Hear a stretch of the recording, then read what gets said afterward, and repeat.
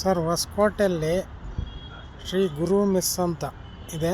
ಒಳ್ಳೆ ಊಟ, ಮುದ್ದೆ ಊಟ, ಚಪಾತಿ ಊಟ. ಮದುವೆನಲ್ಲಿ ಹೆಂಗೆ ಬಡಿಸ್ತಾರೆ ಆ ಥರ ಬಡಿಸ್ತಾರೆ. ಸೇಮ್ ಪಾಯಸ, ಪಲಾವು, ಚಪಾತಿ, ಮುದ್ದೆ, ರೈಸು. ಹೊಸಕೋಟೆಯಲ್ಲಿ ಏನೋ ಕೆಲಸ ಇತ್ತು, ಬಂದಿದ್ದೆ. ಎಲ್ಲಿ ಅಂತ ಕಂಡುಹಿಡೀರಿ ಸರ್ ಈ ಹೋಟ್ಲ್ ನೋಡೋಣ. ಶ್ರೀ ಗುರು ಮೆಸ್ ಸೂಪರಾಗಿ ಕೊಡ್ತಾರೆ ಊಟ ಮಾತ್ರ. ಎಲ್ಲಿ ಏನು ಇದಂತ ಕಂಡುಹಿಡಿದು ಕಮೆಂಟ್ ಮಾಡಿ, ಯಾವ ಊರು ಅಂತೇಳಿ. ಒಳ್ಳೆ ಚೆನ್ನಾಗಿ ಕೊಡ್ತಾರೆ ನೋಡಿ, ಅಲ್ಲಿ ಗುರು ಮೆಸ್ ಅಂತಿದೆ.